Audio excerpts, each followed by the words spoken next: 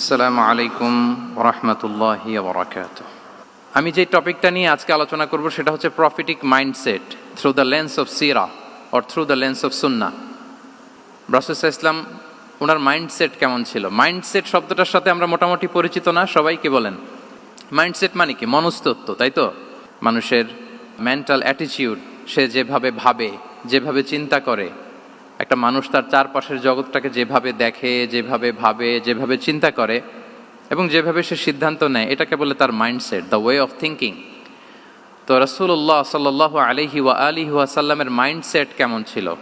তিনি বিভিন্ন সিচুয়েশনে কিভাবে এই সিচুয়েশনটাকে ডিল করতেন, ওনার অ্যাপ্রোচ কেমন ছিল, কোন পরিস্থিতিতে কিভাবে রিয়্যাক্ট করতেন, কিভাবে রেসপন্স করতেন, কিভাবে থিঙ্ক করতেন, কিভাবে ডিসিশন মেকিং করতেন, এই টোটাল বিষয়টাকে আজকে আমরা prophetic mindset through the lens of সিরাতে কভার করবার চেষ্টা করবো ইনশাআল্লাহ। একটু ভারী টপিক, তারপরে খুব সহজ করে উপস্থাপন প্রেজেন্টেশন করতে পারলে এটা বোঝা যাবে ইনশাআল্লাহ বিইذনিল্লাহ।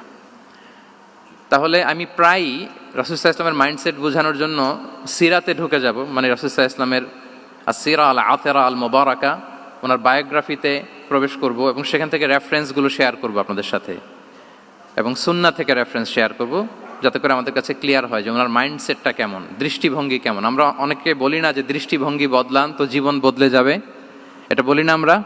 তার মানে এটা খুব গুরুত্বপূর্ণ, মাইন্ডসেট খুব গুরুত্বপূর্ণ। আমরা প্রফিটিক মাইন্ডসেট নিয়ে কথা বলবো ইনশাআল্লাহ। আমি আমার রিসার্চে 12টা মাইন্ডসেট খুঁজে পেয়েছি, based on my personal research. আরও কিছু মাইন্ডসেট থাকতে পারে, কিন্তু মেইনলি ঘুরে ফিরে এই 12টার মধ্যেই সীমাবদ্ধ রাসূল সাল্লাল্লাহু আলাইহি ওয়াসাল্লামের মাইন্ডসেট। সেই 12টা মাইন্ডসেট কি কি, আমি পয়েন্টগুলো উল্লেখ করে আমি মূল আলোচনাতে প্রবেশ করছি। প্রথম হচ্ছে গড সেন্ট্রিক মাইন্ডসেট, 2 নম্বরে ভিশন ওরিয়েন্টেড, 3 নম্বরে উইজডম ড্রিভেন, 4 নম্বরে রিফর্ম সেন্ট্রিক, 5 নম্বরে ওপেন মাইন্ডেড, 6 নম্বর এন্টারপ্রেনাল, 7 নম্বর কনসিডারেট, 8 নম্বর ট্রান্সপারেন্ট, 9 নম্বর এপ্রিসিয়েটিভ, 10 নম্বর হচ্ছে ফ্লেক্সিবল, 11 নম্বর অপটিমিস্টিক, 12 নম্বর হচ্ছে resilient. Based on my research, আমার ক্ষুদ্র গবেষণা আমি খুঁজে পেয়েছি যে রাসূল সাল্লাল্লাহু আলাইহি ওয়াসাল্লাম এই ধরনের মানসিকতার অধিকারী ছিলেন, এই অ্যাপ্রোচের অধিকারী ছিলেন।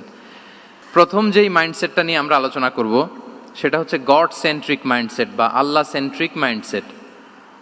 অর্থাৎ রাসূল সাল্লাল্লাহু আলাইহি ওয়াসাল্লাম যে কোনো কাজে তিনি আল্লাহ তাআলাকে ফিল করতেন, সব কিছু ছিল আল্লাহ তাআলা কেন্দ্রিক।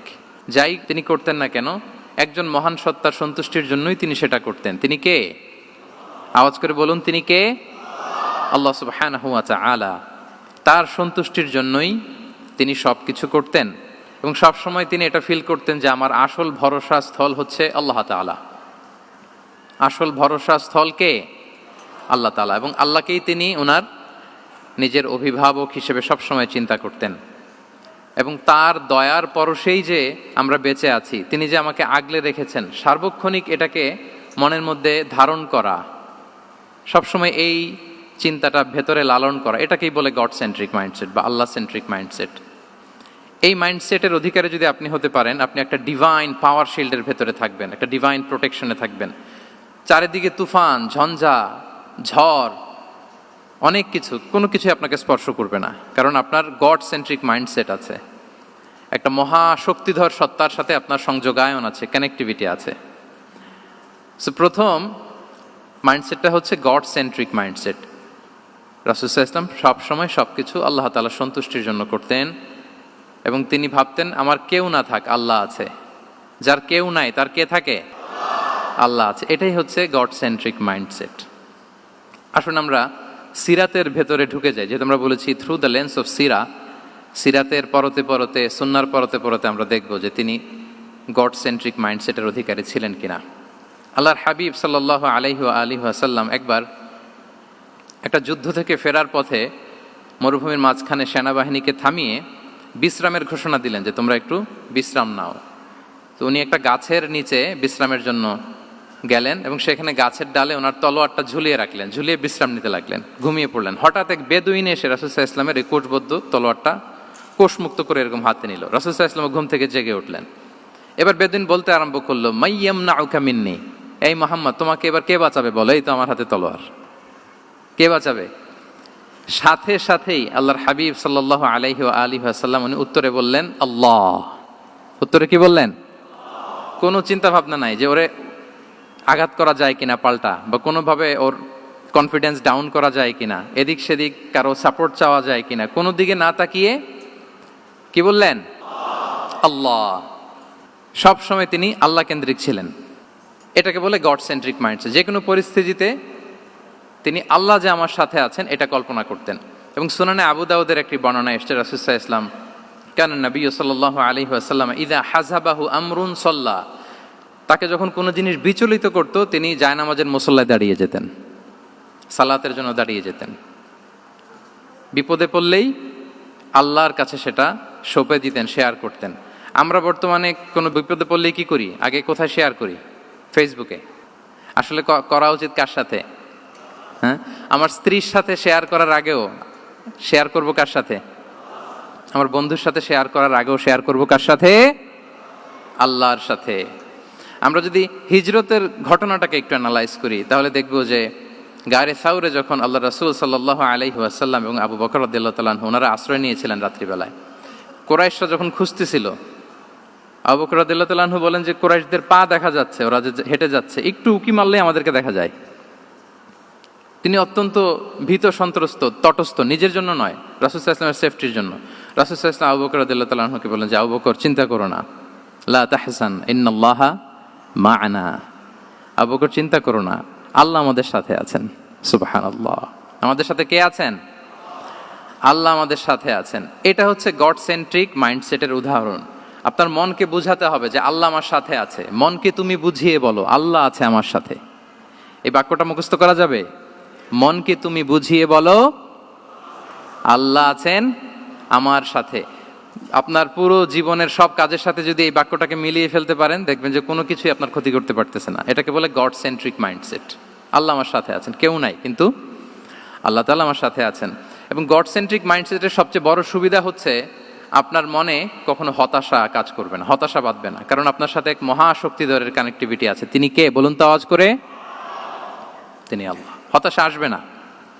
এই যে আমাদের জাতীয় জীবনের এখন সবচাইতে বড় বড় সমস্যাগুলোর যদি আমরা লিস্ট করি, একটা বড় সমস্যা হচ্ছে ডিপ্রেশন, তাই না? আমরা ডিপ্রেশনে ভুগি না? আপনাদের ডিপ্রেশন হয় কখনো? আচ্ছা, ডিপ্রেশন কাকে বলে আগে বলে। ডিপ্রেশন হচ্ছে আপনার আর আপনার রবের মাঝে যে দূরত্ব, এটার নাম ডিপ্রেশন। আই রিপিট, আমার আর আমার রবের মাঝে যে গ্যাপ, আমাদের সম্পর্কের যে দূরত্ব, এটার নাম কি? ডিপ্রেশন। আপনি যত আল্লাহর সাথে সম্পর্ক জোরদার করতে পারবেন, ডিপ্রেশন আপনার থেকে দৌড়ে পালাবে। এজন্য আমাদের বিশ্বাসীদের জীবনে কোনো ডিপ্রেশন নাই। আছে? আমাদের ডিকশনারিতে কোনো ডিপ্রেশন আছে বলেন তো? আমাদের সাথে আল্লাহর সম্পর্ক কেমন বলেন? মজবুত? আলহামদুলিল্লাহ পড়ুন সবাই। তাহলে ডিপ্রেশন হচ্ছে আপনার আর আপনার রবের মাঝে যে দূরত্ব, এই দূরত্ব দূর করে দেন, ডিপ্রেশন আপনিই পালাবে। আমরা আরো কিছু সিরা থেকে ইনসিডেন্ট নিয়ে দেখি যে গড সেন্ট্রিক মাইন্ডসেটটা কেমন।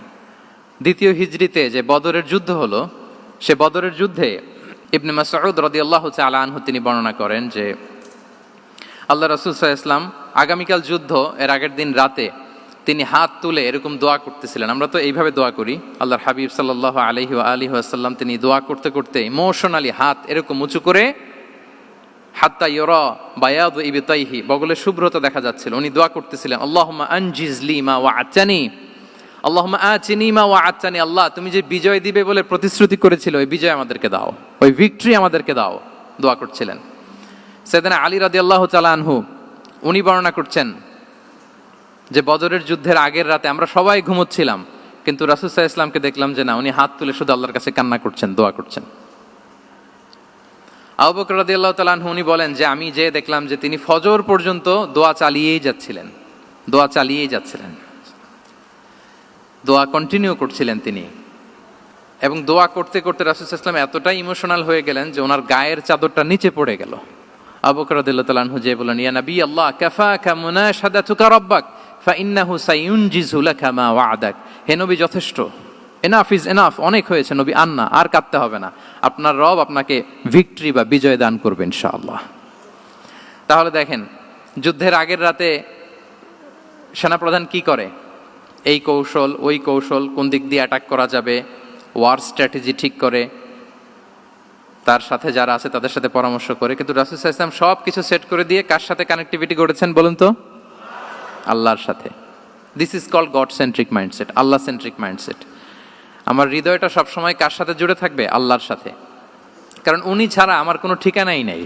তাহলে এই মেন্টালিটি যদি আমরা ধারণ করতে পারি, এটাকে বলে গড সেন্ট্রিক মাইন্ডসেট। তাহলে রাসূলুল্লাহ সাল্লাল্লাহু আলাইহি ওয়া আলিহি ওয়াসাল্লামের যে 12টা মাইন্ডসেটের কথা আমরা বলেছি, তার প্রথমটা হচ্ছে গড সেন্ট্রিক। আল্লাহ তাআলা আমাদেরকে গড সেন্ট্রিক মাইন্ডসেট দান করুক। আমরা যে কোনো পরিস্থিতিতে যেভাবেই থাকি না কেন, আমরা বিপদে আপদে সবসময় ভরসা রাখবো কার উপর? এটাই হচ্ছে গড সেন্ট্রিক বা আল্লাহ সেন্ট্রিক মাইন্ডসেট। আচ্ছা, 2 নাম্বার মাইন্ডসেট হচ্ছে vision oriented mindset. Vision oriented mindset মানে হচ্ছে যার মধ্যে দূরদর্শিতা আছে, ফার সাইটেডনেস আছে, who can anticipate the future, যে ভবিষ্যৎ আগাম অনুমান করে ফেলতে পারে, সামনের পরিস্থিতিকে আগাম অনুমান করতে পারার যে যোগ্যতা বা দীর্ঘমেয়াদী চিন্তা করতে পারার যে ক্যাপাসিটি, এটাকে বলে ভিশন ওরিয়েন্টেড মাইন্ডসেট। এটা আল্লাহ রাসূল সাল্লাল্লাহু আলাইহি ওয়া আলিহি ওয়াসাল্লামকে আল্লাহ তাআলা দান করেছেন। উনি ভবিষ্যৎকে আগাম বুঝতে পারতেন, আগাম অনুমান করতে পারতেন, এবং সে অনুযায়ী তিনি স্ট্র্যাটেজি, প্ল্যান, পরিকল্পনা এটা তিনি সাজাতে পারতেন। এটাকে বলে ভিশন ওরিয়েন্টেড মাইন্ডসেট। এবার আসুন আমরা সিরাতের কিছু ইনসিডেন্টকে সামনে নিয়ে আসি যে তিনি কীরকম ভিশন ওরিয়েন্টেড মাইন্ডসেটের অধিকারী ছিলেন। আমরা সবাই হুদাইবিয়ার ঘটনা জানি না? কত হিজরিতে ঘটেছিল বলুন তো সবাই? 6ষ্ঠ হিজরিতে। লাকাদ সাদাকাল্লাহু রাসূলাহুর রুইয়া বিল হক লাতাদখুলুন্নাল মাসজিদাল হারামা ইনশাআল্লাহু আমিনিন। রাসূল সাল্লাল্লাহু আলাইহি ওয়াসাল্লাম 6ষ্ঠ হিজরিতে মদিনায় স্বপ্নে দেখলেন যে তিনি উমরা করতে যাচ্ছেন। তো নবীদের স্বপ্ন এটা কেবল স্বপ্ন নয়, এটা আল্লাহর পক্ষ থেকে ওয়াহি, রেভেলেশন। তো সেই হিসেবে তিনি 1400 সাহাবা নিয়ে উমরা করতে চলে গেলেন মক্কায়, কিন্তু মক্কাবাসী ঢুকতে দিল না, থামিয়ে দেয়া হলো। তো তখন একটা চুক্তি হয়েছিল, ওই চুক্তিতে বলা হলো, রাসূল সাল্লাল্লাহু আলাইহি ওয়াসাল্লাম লিখতে বললেন যে লিখো মিন মুহাম্মদ রাসূলুল্লাহ, আল্লাহর রাসূল মুহাম্মদের পক্ষ থেকে কুরাইশদের সাথে এই চুক্তি। কুরাইশরা আপত্তি করলো যে না, শুধু মুহাম্মদ লেখা যাবে, রাসূলুল্লাহ লেখা যাবে না, কারণ তুমি যে রাসূলুল্লাহ, আল্লাহর রাসূল, এটা যদি আমরা মেনে নেই তাহলে তোমার সাথে আর আমাদের দ্বন্দ্ব কিসের, আমরা তো ভাই ভাই হয়ে গেলাম, রাসূলুল্লাহ কাটো।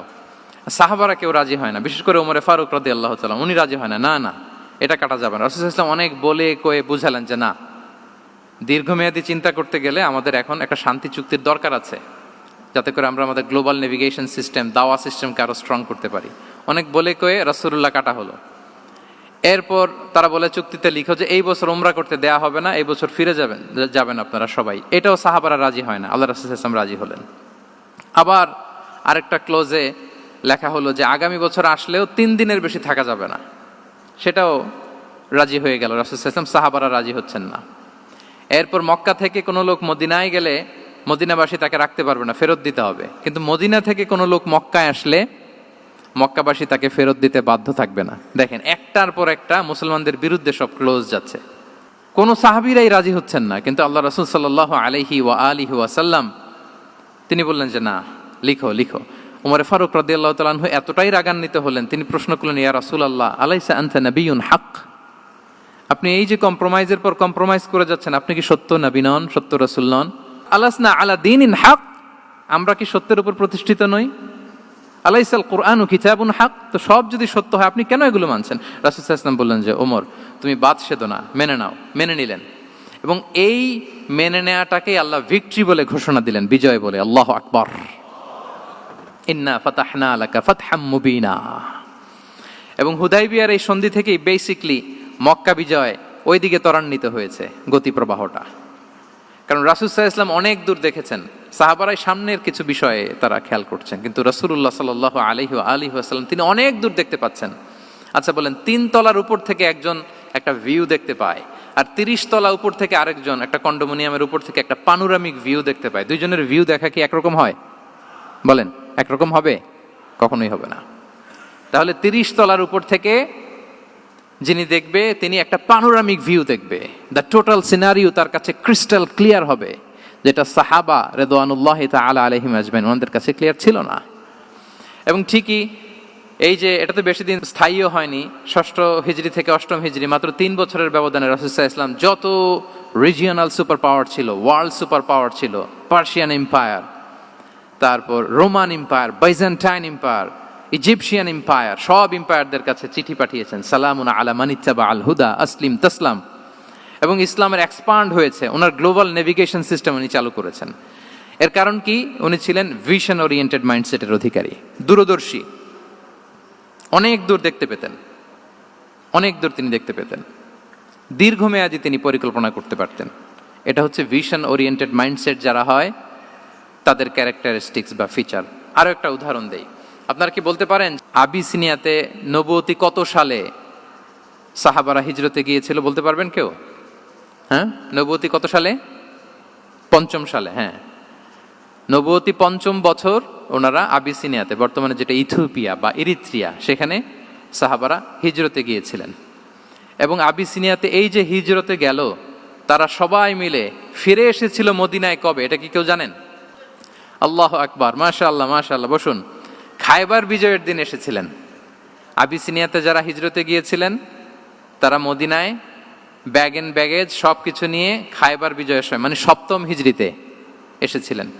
তো রাসূল সাল্লাল্লাহু আলাইহি ওয়াসাল্লাম যখন মক্কা থেকে মদিনায় হিজরত করলেন, সব সাহাবারা মদিনায় চলে আসছেন। মদিনায় এখন একটা ইসলামিক সোসাইটি, ইসলামিক স্টেট। বদরের যুদ্ধে মুসলমানদের বিজয়, খন্দকে বিজয়, খন্দক তো 5মে। তারপরে ওনারা কেন আসে না বলেন তো? আসেনি। 7ম হিজরিতে এসেছেন। জাফর রাদিয়াল্লাহু তাআলা আনহুর নেতৃত্বে, সাইয়েদনা আলী রাদিয়াল্লাহু তাআলা আনহুর আপন ভাই, বড় ভাই, ওনার নেতৃত্বে যখন 7ম হিজরিতে ওখানে যাওয়ার 15 বছর পর যখন তারা সবাই ফিরলেন, রাসূল সাল্লাল্লাহু আলাইহি ওয়াসাল্লাম এত খুশি হলেন, তিনি বললেন, মা আদরি বি আইয়িহিমা আনা আফরাহ বি ফাতহি খাইবার আও বি কুদুমি জাফর। আমি কোনটাতে বেশি খুশি আজকে আমি জানি না, খায়বার বিজয়ে বেশি খুশি না আমার ভাই জাফরকে পেয়ে বেশি খুশি। আল্লাহু আকবার, এত খুশি হয়েছিলেন। তো এখন এমনি তো মনে প্রশ্ন জাগে যে রাসূল সাল্লাল্লাহু আলাইহি ওয়াসাল্লাম যখন মদিনায় চলে আসলেন, কোরআনের আয়াতগুলো নাজিল হয়, সালাত ফরজ হলো, জাকাত আসলো, সব হলো, একটার পর একটা হচ্ছে, ইসলামিক স্টেট, তো ওনারাই কেন আবিসিনিয়াতে পড়ে আছেন? প্রশ্ন জাগে না? ওই সময় একটা ক্রাইসিস মোমেন্ট ছিল, তখন ওনারা গিয়েছিল আবিসিনিয়াতে, কিন্তু আসে না কেন? ওনারা এসেছেন 7ম হিজরিতে। এর কারণ আবিসিনিয়ায় কিছু মুসলিমদেরকে রেখে দেওয়া, এটা রাসূলুল্লাহ সাল্লাল্লাহু আলাইহি ওয়াসাল্লামের প্ল্যান বি ছিল। কি ছিল? Plan B. রাসূল সাল্লাল্লাহু আলাইহি ওয়াসাল্লাম অপেক্ষা করছিলেন যে মদিনাকে প্রথমে ইন্টারনাল যত থ্রেট আছে এগুলো থেকে মুক্ত করতে হবে, এরপরে মদিনাকে যত এক্সটার্নাল থ্রেট আছে এগুলো থেকে মুক্ত করতে হবে। সব যখন মুক্ত করে উনি দেখলেন যে না, মদিনা সেফ জোন, এখন আর আলাদা একটা বেজ, একটা এক্সট্রা সেফ জোন বা এডিশনাল বেজ আমার কোথাও দরকার নাই। তখনই তিনি লোক পাঠালেন যে যাও, জাফরের নেতৃত্বে আবিসিনিয়ায় যারা হিজরত করেছে তারা সবাই মদিনায় চলে আসো। সুবহানাল্লাহ বিহামদি। তাহলে একটা প্ল্যানে কাজ করতেন না। আমরা তো এরকম করি, একটাই প্ল্যান। প্ল্যান কটা? এটা যদি ওয়ার্ক না করে শেষ, আমও নাই, সালাও নাই। কিন্তু রাসূলুল্লাহ সাল্লাল্লাহু আলাইহি ওয়া সাল্লামের প্ল্যান এ ছিল, প্ল্যান বি ছিল, প্ল্যান সি ছিল। প্ল্যান এ ওয়ার্ক না করলে প্ল্যান বি তে যেতেন, বি ওয়ার্ক না করলে সি তে যেতেন, এইভাবে তিনি কাজ করতেন। তাহলে এটা হচ্ছে বেসিকলি ভিশন ওরিয়েন্টেড মাইন্ডসেটের অধিকারী যারা, তারা এটা করে, যারা ফিউচারকে অ্যান্টিসিপেট করতে পারে, আগাম অনুভব করতে পারে যে কি হতে পারে সামনে। এই যে বাংলাদেশের বিভিন্ন প্ল্যান পরিকল্পনায় আমরা দেখা যায় যে এখান দিয়ে একটা ব্রিজ করে পরে ভাঙতে হয়, রাস্তা একটা তৈরির পরে ভাঙতে হয়, কোথায় এক টানেল হয়ে আছে প্রতি মাসে মাসে এখন লস হয়, তারপর 1 ঘন্টা বৃষ্টি হলে পুরো ঢাকা শহর এটা বন্যা হয়ে যায়। এগুলো হচ্ছে একাধিক প্ল্যান না থাকা, ভিশনারি অ্যাটিটিউডের অধিকারী না হওয়ার কারণে এই ঝামেলাগুলো আমাদের হচ্ছে। তো প্রফেটিক সিরার এই প্রফেটিক মাইন্ডসেট থেকে আমাদের নেয়ার বিষয় হচ্ছে এটা, যে আমাদেরকে ভিশনারি অ্যাটিটিউডের হতে হবে। রাসূল সাল্লাল্লাহু আলাইহি ওয়াসাল্লাম ভিশন ওরিয়েন্টেড মেন্টালিটির ছিলেন। আগাম, আজ থেকে 50 বছর পরে বাংলাদেশে কি ক্রাইসিস হতে পারে, আজ থেকে ঠিক 100 বছর পরে বাংলাদেশে কি হতে পারে, ওই রোড ম্যাপকে সামনে রেখে আমাদেরকে প্ল্যান করতে হবে। এটাকে বলে ভিশন ওরিয়েন্টেড মাইন্ডসেটের অধিকারী হওয়া। 3 নাম্বার হচ্ছে উইজডম ড্রিভেন মাইন্ডসেট। উইজডম মানে হচ্ছে প্রজ্ঞা। প্রজ্ঞা কি? জ্ঞান আর কমন সেন্স দুইটা একসাথে হইলে ওইটারে প্রজ্ঞা বলে। When the knowledge and common sense join together, it reflects as wisdom. আপনার জ্ঞান এবং আপনার কমন সেন্স একসাথে হইলে ওইটা উইজডম হয়ে যায়। রাসূল সাল্লাল্লাহু আলাইহি ওয়াসাল্লাম ছিলেন প্রজ্ঞায় সমৃদ্ধ এক মননের অধিকারী। ওনার সব কিছুতেই প্রজ্ঞা ছিল। উইজডম ইন গিভিং অ্যাডভাইস, উপদেশ দেওয়ার সময় ছিল। উইজডম ইন পলিসি মেকিং এর সময় সেখানে প্রজ্ঞা ছিল। Wisdom in action strategic plan, কোনো স্ট্র্যাটেজিক প্ল্যানের ক্ষেত্রে প্রজ্ঞা ছিল। রাসূল সাল্লাল্লাহু আলাইহি ওয়াসাল্লাম একই প্রশ্নের উত্তর এক একজনকে এক একভাবে দিতেন। অনেক সাহাবারা জিজ্ঞেস করতেন যে রাসূলুল্লাহ একই প্রশ্ন, একে বললেন এইটা, ওরে বললেন ওইটা, ওরে বললেন আরেকটা, এটা কেন?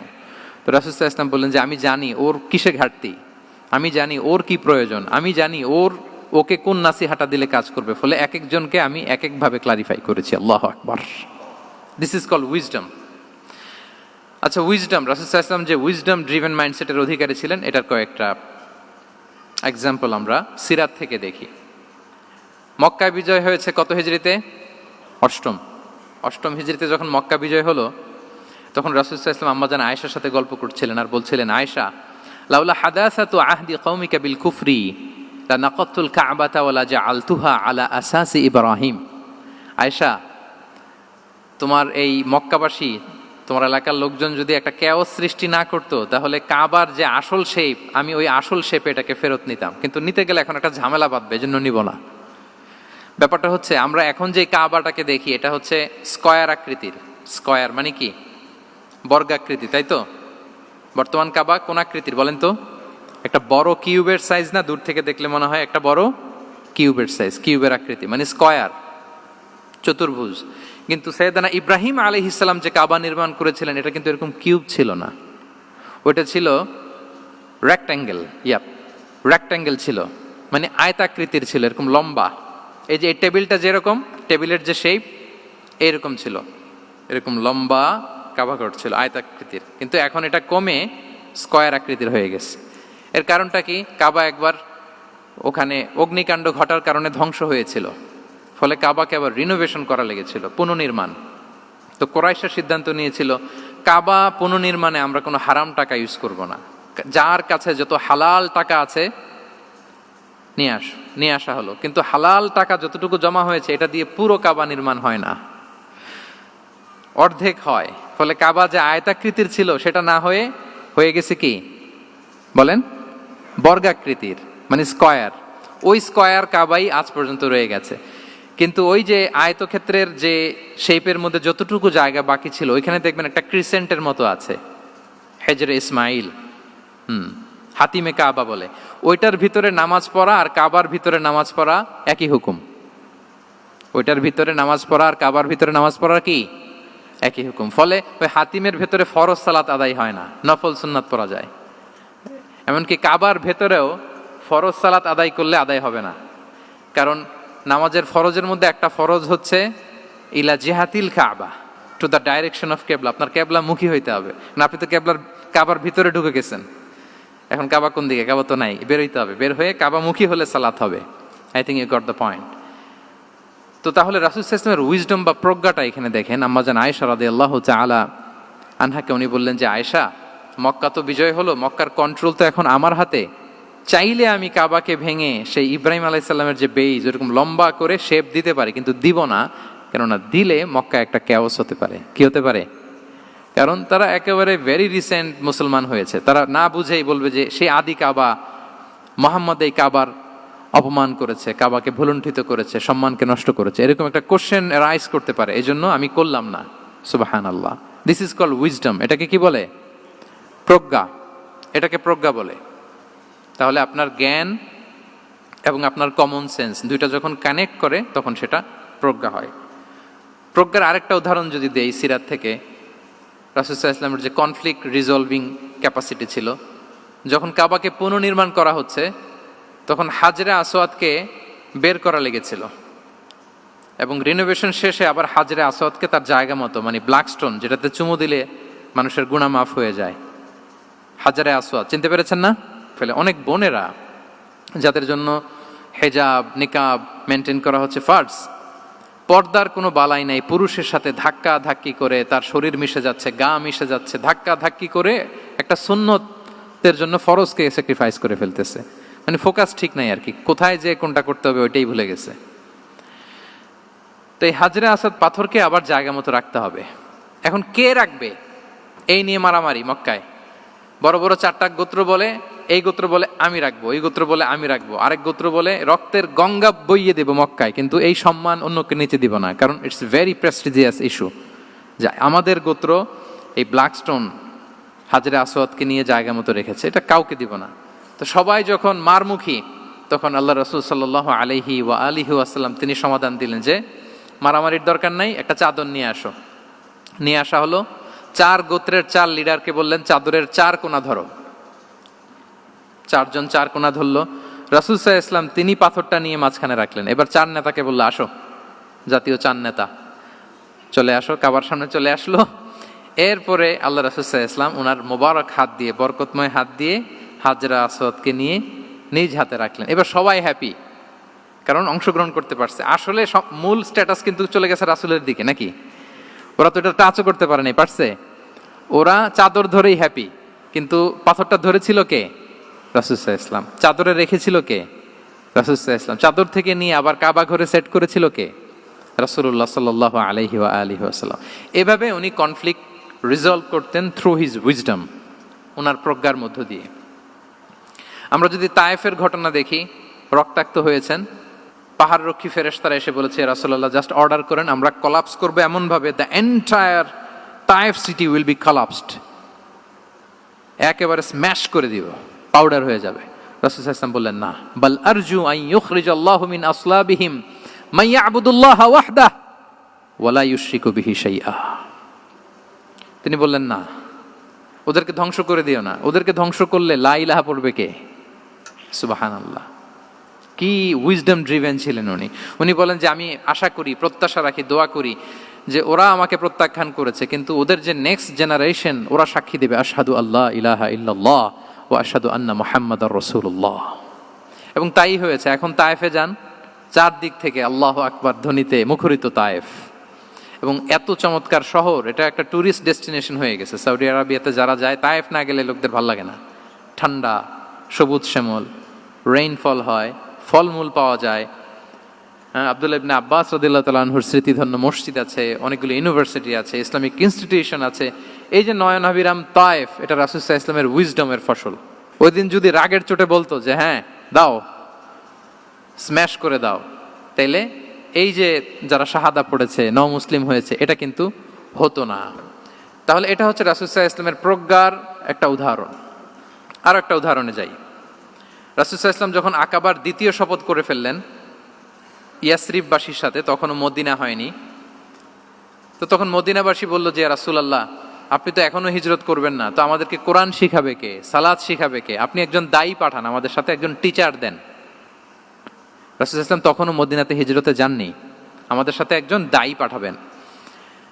তো রাসূল সাল্লাল্লাহু আলাইহি ওয়াসাল্লাম একজনকে দায়ী হিসেবে পাঠিয়েছিলেন। বলেন ওই দায়ীর নাম কি? কি নাম?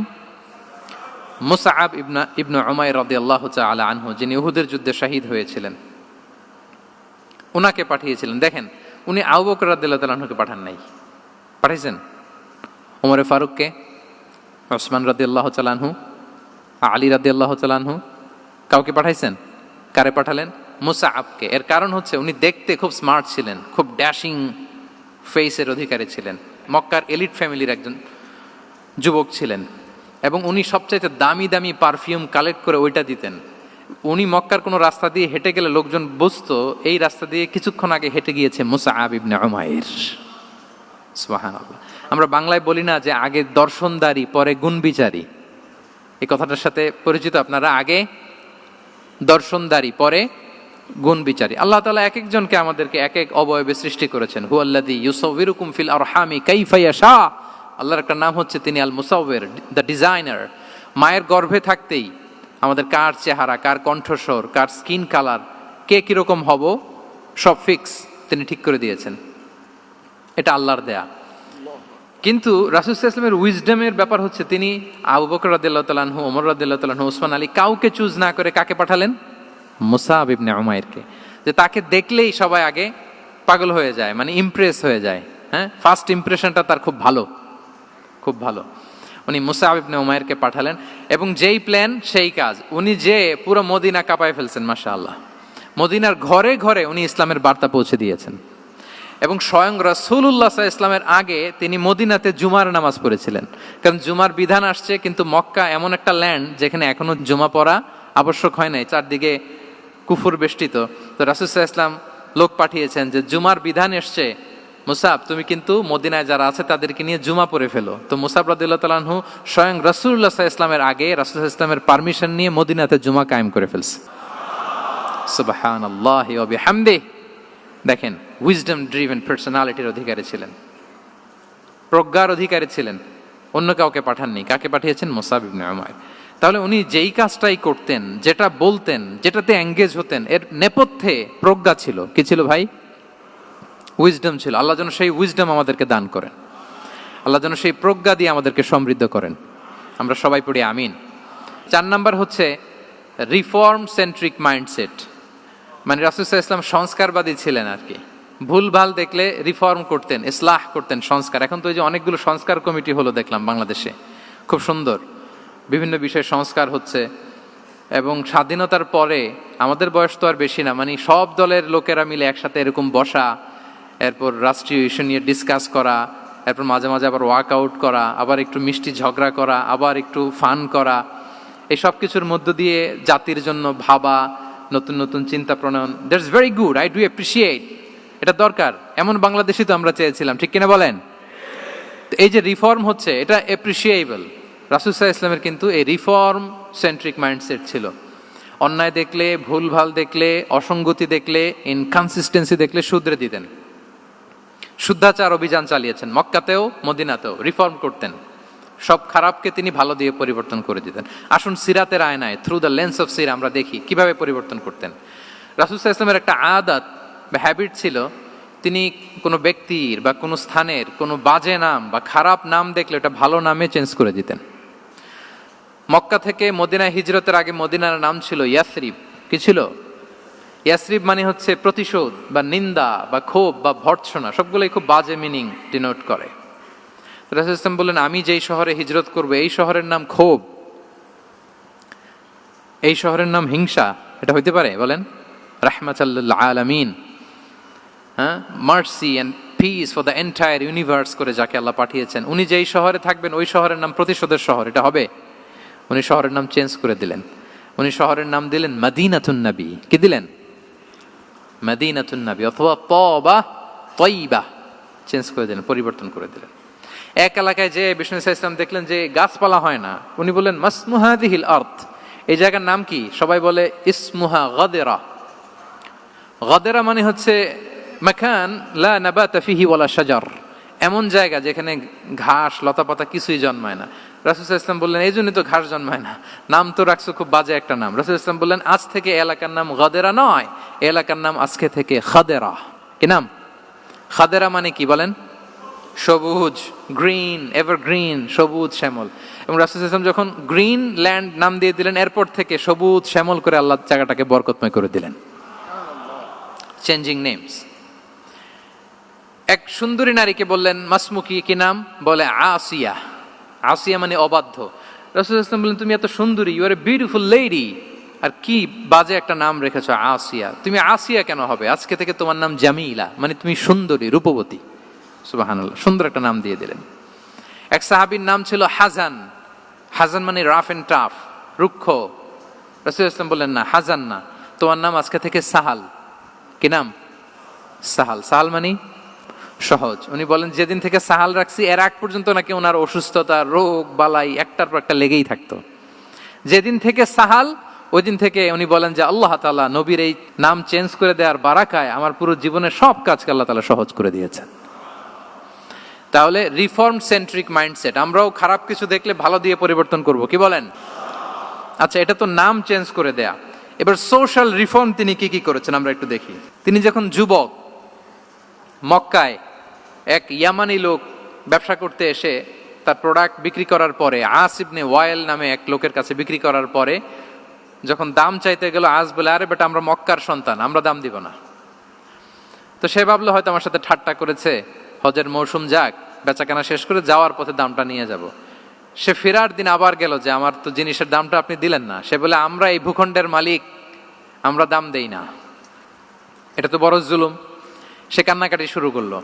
তার এই কান্নাকাটি দেখে আল্লাহ রাসূল সাল্লাল্লাহু আলাইহি ওয়াসাল্লাম ওনার চাচা জুবাইর ইবনে আব্দুল মুত্তালিব সহ ইয়াং স্টার যারা আছে, দ্য ইয়ুথ অব মক্কা, তাদের সবাইকে নিয়ে একটা সোসাইটি করলেন। এই যে আমরা হালাফুল ফুদুলের নাম শুনি না, যেটা বাংলা আমরা কি বলি? হিলফুল ফুজুল। এই নামে তো অনেক সংগঠন আছে বাংলাদেশে। কি বলেন? যুবকরা কোনো সংগঠন করলে কমনলি এই নামটা পছন্দ করে, হিলফুল ফুজুল। আসলে এটার মূল নাম ছিল হালাফুল মুত্তাইয়িবিন। তিব মানে হচ্ছে রং।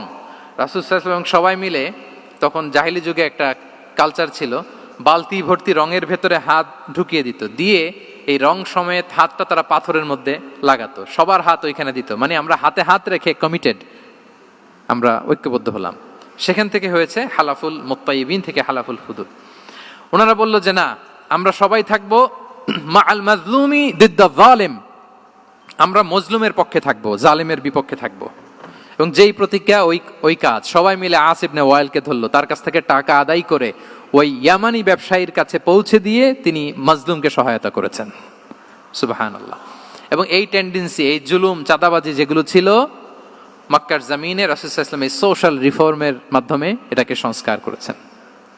তাহলে এই যে রিফর্ম সেন্ট্রিক আমাদের হইতে হবে। আমাদের সমাজেও এখন চাঁদাবাজি আছে না নাই বলেন? খুন খারাপি আছে না নাই? সামাজিক অনাচার? তাহলে ঐক্যবদ্ধ হইতে হবে আমাদেরকে রিফর্মের জন্য। যুবক যারা আমরা আছি, যাদেরকে আল্লাহ আমাদের বলার সুযোগ দিয়েছে, লেখার সুযোগ দিয়েছে, ফিল্ডে কাজের সুযোগ দিয়েছে, আমরা সবসময় মজলুমের পক্ষে থাকবো, আমরা সবসময় জালেমের বিপক্ষে থাকবো। আমাদের নীরবতা আর আমাদের নিশ্চুপ থাকাই জালিমদেরকে আরো বড় বড় জালিম বানিয়েছে। এজন্য নাহনু মাআল মাজলুম দিদ্দা যালিম, এটা হচ্ছে আমাদের স্লোগান। আমরা কাদের সাথে? মজলুমের সাথে। আওয়াজ করে বলেন, কার সাথে? ইত্তাকু দাওয়াতাল মাজলুম। রাসূল সাল্লাল্লাহু আলাইহি ওয়াসাল্লাম বলেন, তোমরা মাজলুমের কান্নাকে ভয় করো, কেননা মাজলুমের কান্না আর আল্লাহর মাঝে কোনো ফারাক থাকে না, কোনো পর্দা থাকে না, বদদোয়া করলেই কবুল হয়ে যায়। তাহলে এভাবে রাসূলুল্লাহ সাল্লাল্লাহু আলাইহি ওয়া আলিহি ওয়াসাল্লাম তিনি সোশ্যাল রিফর্ম করেছেন। আমরা যদি ওনার পলিটিক্যাল রিফর্মের দিকে তাকাই, তাহলে দেখব যে আমরা যদি কনস্টিটিউশন অফ মদিনার কথা বলি, মদিনার কনস্টিটিউশন, এটা কিন্তু রাসূল সাল্লাল্লাহু আলাইহি ওয়াসাল্লাম করেছেন। মদিনা চার্টার, এত চমৎকার চার্টার পৃথিবী আর দেখেনি। ওইটা থেকেই এখন সব গোটা বিশ্বের সংবিধান। এই যে আমাদের সংবিধান সংস্কার কমিশন আছে না একটা, নিশ্চয়ই তারা ওইটা থেকে অনেক বেনিফিটেড হতে পারবেন। আমাদের যে মদিনা চার্টার, রাসূল সাল্লাল্লাহু আলাইহি ওয়াসাল্লাম নিজে করা, এবং এটা একটা ইনক্লুসিভ চার্টার ছিল। মুসলিম, পেগানস, জুইশ, সব ধর্মের মানুষকে নিয়ে তিনি মদিনাতে ওয়ান উম্মাহ ঘোষণা দিয়েছিলেন। ওয়ান উম্মাহ, উই আর ওয়ান উম্মাহ। হোক তুমি পেগান মুশরিক, হোক তুমি জুইশ মানে ইহুদি, হোক তুমি মুসলিম, তুমি যেই ধর্মের হও না কেন, মদিনাকে রক্ষা করতে যে আমরা সবাই মিলে উম্মাহ ওয়াহেদা, আমরা সবাই মিলে কি উম্মাহ ওয়াহেদা। পৃথিবীর অনেক দেশ এই আইডিওলজিকে ধারণ করে হু হু করে এগিয়ে গিয়েছে। মালয়েশিয়াতে 3টা রেস, আমি তো প্রায় এক যুগ ওখানে, আমার 2টা ডিগ্রি ওখান থেকে, মাস্টার্স পিএইচডি। সো আমি কাছ থেকে তাদেরকে দেখার সুযোগ পেয়েছি। ওখানে মালয়েরা আছে, তামিলরা আছে, চাইনিজরা আছে, 3 জাতি মিলে ওদের স্লোগান হচ্ছে সাতু মালয়েশিয়া। মালয় ভাষায় সাতু মানে হচ্ছে ওয়ান, মালয় ভাষায় সাতু মানে কি ওয়ান। সাতু মালয়েশিয়া মানে আমরা হতে পারি চাইনিজ, হতে পারি তামিল, কিংবা হতে পারি মালয় ভূমিপুত্রা, কিন্তু সবাই মিলে দেশের স্বার্থে আমরা সবাই কি এক। এটাই লাগবে আমাদের নতুন বাংলাদেশে। জুলাই আপরাইজিং এর পরে আমাদের এই ঐক্যবদ্ধ থাকার বাংলাদেশ আমরা চাই কি চাই না বলেন? সাম্রাজ্যবাদকে রুখে দিতে, যে কোনো ষড়যন্ত্রকে রুখে দিতে ঐক্যবদ্ধ থাকার কোনো বিকল্প নাই, ঠিক কিনা বলেন? ঐক্যবদ্ধ থাকতে হবে আমাদেরকে, যেটা রাসূলুল্লাহ সাল্লাল্লাহু আলাইহি ওয়া আলিহি ওয়াসাল্লাম মদিনা চার্টারে আমাদেরকে শিখিয়েছেন যে আমরা ওয়ান উম্মাহ। তাহলে খারাপ নাম দেখলে চেঞ্জ করতেন, পলিটিক্যাল রিফর্ম করেছেন ওয়ান উম্মাহ গঠনের মধ্য দিয়ে। ফিনান্সিয়াল রিফর্ম যদি বলি, শুধু financial reforms by prophet Muhammad peace be upon him, এটা নিয়ে লম্বা কথা বলা যেতে পারে। শুধু একটা উদাহরণ দিয়ে শেষ করি। বিদায় হজের ভাষণে উনি সুদকে চিরতরে কবরস্থ করেছেন, সুদকে চিরতরে কবরস্থ করেছেন, এবং এটা অন্যের জন্য না, নিজের ঘর দিয়ে শুরু করেছেন। উনি বলেছেন যে এই হানাহানি, রক্তপাত এটা বন্ধ, আমার গোত্রের একটা এরকম রক্তের দাবি আছে, এটা আমি শেষ ঘোষণা করলাম। এরপর বললেন যে সুদ কবর দিলাম, অন্য জায়গা থেকে না, আমার পরিবার থেকে। রাসূল ইসলামের চাচা স্বয়ং আব্বাস রাদিয়াল্লাহু তাআলা আনহুর অনেক সুদের ট্রানজাকশন ছিল, ইন্টারেস্ট, সুদের ব্যবসা ছিল। রাসূল ইসলাম বলেন আজকে থেকে এই সুদ আমি চিরতরে মাটির নিচে কবর দিয়ে দিলাম। আল্লাহু আকবার। দেখেন সোশ্যাল রিফর্ম। তাহলে পরিবর্তন করতে হলে আগে নিজের ঘর থেকে, আগে কোত্থেকে? নাকি ওই ফ্যামিলি থেকে? হ্যাঁ, আমাদের মধ্যে যেটা হয়, আমরা ওয়াজ নসিহত বা ভালো কথা শুনলেই এটাকে ধরে নিই যে এটা ওর জন্য, ওর জন্য, মানে প্রত্যেকটা ওয়াজই যে আমার জন্য হইতে পারে, প্রত্যেকটা নসিহাতের যে প্রাইম অডিয়েন্স আমি হইতে পারি, এইটা আমাদের মাথায় কেন যেন আসে না। আমরা কোনো ভালো নসিহত শুনলে আমরা ভাবি এটা আসলে সমাজে দরকার, ওর দরকার, আমার ভাইয়ের দরকার, কিন্তু এটা যে আমার দরকার, প্রতিটা নাসিহাতের প্রথম অডিয়েন্স হওয়া দরকার কে? আমি নিজে। তাহলে পরিবর্তন শুরু করতে হবে নিজ থেকে। ওর এই সমস্যা, ওর এই সমস্যা, ওর এটা, আরে মিয়া তোমার কি সমস্যা ওইটা বলো। শুধু ওর ওর না দেখে নিজেরটাও দেখতে হবে। দেখেন, অন্যের দিকে এক আঙ্গুল দেখালে নিজের দিকে কয় আঙ্গুল যায় বলেন তো? এই যে নিজের দিকে কিন্তু তিনটা। আমি যদি এরকম করি তা আমার দিকে আসে তিনটা। এজন্য নিজ থেকে, নিজের ফ্যামিলি থেকে আমরা সংস্কার শুরু করব। কি বলেন? ওমরে ফারুক রাদিয়াল্লাহু তাআলা আনহু যখন ফ্যামিলি মিটিংয়ে বসতেন, উনি ওনার সন্তানদেরকে বলতেন, শোনো, তোমরা খলিফাতুল মুসলিমিন, আমিরুল মুমিনিনের সন্তান। তোমাদের কোনো বাজে কাজ যদি সমাজে আসে, তোমাদের কোনো অন্যায় যদি আমার কানে আসে, অন্যের জন্য যা শাস্তি তোমাদের জন্য হবে ডবল শাস্তি। ওমরে ফারুক সন্তানদেরকে বলতেন, তোমরা যদি কোনো ভুল করো, একটা যদি হদ কায়েম করা লাগে এমন অন্যায় যদি করো, একটা হচ্ছে আল্লাহর দেয়া হদ, আর একটা হবে আমি উমরের দেয়া হদ। কারণ আমার মতো খলিফাতুল মুসলিমিনের সন্তান হয়ে পাপ তুমি কেন করলে? দেখেন অন্যের বাচ্চা কি করছে, অন্যের, আমাদের তো ওই মেয়েটার সমস্যা, ওনার ছেলের সমস্যা, এগুলো আমার ছেলের যে কি অবস্থা, আমার পরিবারের যে কি হালাত, আমার স্ত্রীর যে কি দশা, ওইটা নিয়ে আমরা ভ্রুক্ষেপ করি না বা চিন্তা করি না। তাহলে সম্মানিত সুধীমণ্ডলী, আমরা পরিবর্তন শুরু করবো কোত্থেকে? অন্যের বাড়িঘর থেকে নাকি? হ্যাঁ, কোত্থেকে? নিজ থেকে। আল্লাহ তাআলা আমাদেরকে তৌফিক দান করুক। 5 নম্বরে হচ্ছে ওপেন মাইন্ডেড। আমার প্রিয় নবী বলেন, ওপেন মাইন্ডেড ছিলেন না ন্যারো মাইন্ডেড? সবাই বলবেন, গ্যালারির সবাই আওয়াজ করে, তিনি ওপেন মাইন্ডেড না ন্যারো মাইন্ডেড ছিলেন? রাসূলুল্লাহ সাল্লাল্লাহু আলাইহি ওয়া আলিহি ওয়াসাল্লাম ওপেন মাইন্ডেড ছিলেন। যে কেউ ওনাকে অ্যাপ্রোচ করতেন পারতেন easily. He was very approachable. ছোট বড় আবাল বৃদ্ধ বনিতা ওনার সাথে কথা বলতে স্বাচ্ছন্দ্য বোধ করতো, ভয় পেত না। এজন্য সিরাতের পরতে পরতে দেখবেন এক শিশু এসে প্রশ্ন করে, নারী এসে প্রশ্ন করে, বৃদ্ধ এসে প্রশ্ন করে, বন্ধু এসে প্রশ্ন করে, শত্রু এসে কনভারসেশন করে, সবাই এসে ওনার সাথে কথা বলতে পারতো। সুবহানাল্লাহ। এবং এগুলো উনি অ্যাকোমোডেট করতে পারতেন। কি করতে পারতেন? অ্যাকোমোডেট করতেন। ছোট্ট একটা উদাহরণ দেই, আসির আল হালাবিয়া থেকে নেয়া একটা বিখ্যাত সিরাতের গ্রন্থ। বদরের যুদ্ধে রাসূল সাল্লাল্লাহু আলাইহি ওয়াসাল্লাম বদরের মাঠে সেনা ক্যাম্প স্থাপন করলেন। কি ক্যাম্প? সেনা ক্যাম্প স্থাপন করলেন। আল হুবাব ইবনুল মুনজির রাদিয়াল্লাহু তাআলা আনহু এক সাহাবী, উনি বললেন, ইয়া রাসূলুল্লাহ, এই যে সেনা শিবির যে এখানে স্থাপন করলেন, এটা কি আপনার নিজের ইচ্ছায় না আল্লাহর আদেশে? দেখেন, সেনাপতিরে কোনো সাধারণ সৈনিক এই প্রশ্ন করতে পারে? করলে চাকরি থাকবে? কিন্তু রাসূল সাল্লাল্লাহু আলাইহি ওয়াসাল্লামের কাছে সাহস নিয়ে আল হুবাব ইবনুল মুনজির বলে, ইয়া রাসূলুল্লাহ, এই যে সেনা শিবির স্থাপন করলেন, এটা কি আপনার ইচ্ছায় নাকি এটা ওয়াহি? রাসূল সাল্লাল্লাহু আলাইহি ওয়াসাল্লাম বললেন, না, এটা ওয়াহি না, এটা ওয়াহি না, বাল হুয়া রায়ু ওয়াল হারবু ওয়াল মাকিদা, না, এটা যুদ্ধের কৌশল হিসেবে আমি করেছি। আল হুবাব ইবনুল মুনজির বললেন, ইয়া রাসূলুল্লাহ, তাহলে সঠিক জায়গায় সেনা ক্যাম্প স্থাপন হয় নাই। রাসূলের দিকে তাকিয়ে বলতেছেন যে আপনি যেখানে করছেন ওখানে ঠিক হয় না ইয়া রাসূলুল্লাহ, আপনি অভয় দিলে আমি বলতে পারি কোথায় ঠিক হবে। রাসূল সাল্লাল্লাহু আলাইহি ওয়াসাল্লাম বললেন, তাই? আমি যেটা করছি এটা ঠিক হয় নাই, তাহলে কোনটা ঠিক বলো? উনি বললেন, ওই যে বদরে একটা কুয়া আছে যেখানে পানির ব্যবস্থা আছে, ওইটার সামনে ব্যারিকেড দিয়ে আমাদের শিবির করতে হবে। তাহলে আমরা বদরের কুয়া থেকে পানি খাইতে পারবো, সারাদিন পানি খাবো, আর কাফিররা যুদ্ধে তো মারা যাবে, পানির অভাবে মারা যাবে। সুবহানাল্লাহ পড়বেন না? রাসূল সাল্লাল্লাহু আলাইহি ওয়াসাল্লাম বললেন, আরে তাই তো, তুমি তো ঠিকই বলেছো, এভাবে তো আমি ভেবে দেখিনি। আবার তিনি অ্যানাউন্স করে দিলেন যে সেনা শিবির এখানে যেই তাবু টাঙানো হয়েছে এখান থেকে মুভ করে আল হুবাব যেখানে ইন্ডিকেট করেছে ঠিক ওই জায়গায় যে শিবির স্থাপন করো। তাহলে আওয়াজ করে বলুন, ওপেন মাইন্ডেড না ন্যারো মাইন্ডেড? আমরা অনেক সময় আমাদের অধীনস্থদের কথা শুনতে চাই না। অনেক সময় অধীনস্থদের মাথা থেকেও দারুণ দারুণ দুর্দান্ত আইডিয়া চলে আসতে পারে। ইগনোর করবেন না সব সময়, আপনি দেখবেন যে তার কাছ থেকে ভালো আইডিয়া এসছে কিনা। তাহলে রাসূল সাল্লাল্লাহু আলাইহি ওয়াসাল্লাম এটাকে ইগনোর না করে অ্যাকোমোডেট করলেন। সুবহানাল্লাহ। খন্দক যুদ্ধের কথা যদি দেখি, পরীক্ষা খননের অ্যাডভাইস কে দিয়েছিল? মক্কার কোন লোক? মদিনার? কে দিয়েছিল? সালমান আল ফারিসি। বাড়ি কোথায়? ইরান, পারস্য। হি ওয়াজ পার্সিয়ান বেসিকলি। তাহলে দেখেন, সেই পারস্য থেকে এসে বললেন যে এখানে পরীক্ষা খনন করলে ভালো হয়। 5.5 কিলোমিটার পরীক্ষা খনন করে ফেললেন। 4.5 মিটার প্রশস্ত, 3.5 মিটার হচ্ছে এটার ডেপথ। পুরো মদিনার সবাই মিলে এটা করে ফেললেন। তার মানে আমি সব বুঝি, আমি সব জানি, এই মেন্টালিটি থেকে আমাদের বেড়ে আসতে হবে। এটা হচ্ছে একটা ন্যারো মাইন্ডেড পার্সোনালিটির অধিকারী, যে আমি যেটা বলছি ওইটা, এটার পরে কোনো কথা নেই, এটা ভুল। বরং আমার টিমের মধ্যে থেকে যদি কোনো ভালো অপিনিয়ন আসে সেটা আমি রিভাইজ করব। কি বলেন, পারা যাবে না? তাহলে ওপেন মাইন্ডেড পার্সোনালিটি ছিলেন রাসূলুল্লাহ সাল্লাল্লাহু আলাইহি ওয়াসাল্লাম। 6 নম্বর মাইন্ডসেট হচ্ছে অন্টারপ্রেনাল মাইন্ডসেট। অন্টারপ্রেনাল, এখন তো এটা আপনারা সবাই খুব বেশি শোনেন, অন্টারপ্রেনারশিপ, অন্টারপ্রেনাল মাইন্ডসেট আসলে অনেক কিছুর সমন্বয় হয়। 1 নম্বর, যার প্রোঅ্যাক্টিভ অ্যাটিটিউড যাদের থাকে, solution focused not problem focused.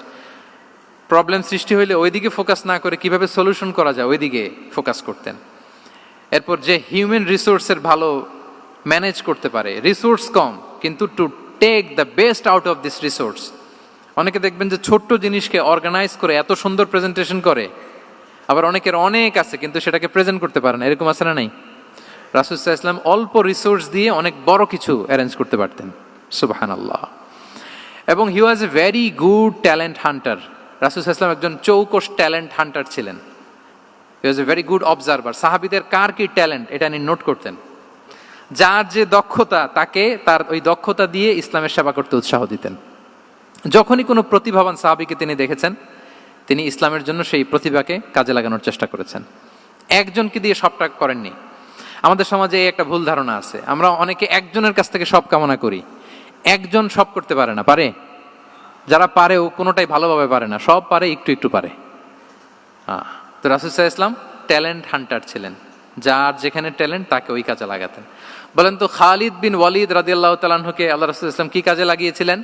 অনেক পরে ইসলাম ধর্ম গ্রহণ করেছেন, কিন্তু যুদ্ধের অভিযানে পাঠিয়েছেন এবং পরবর্তীতে তিনি সেনাপ্রধান হয়েছিলেন মুসলিম ব্যাটালিয়নের।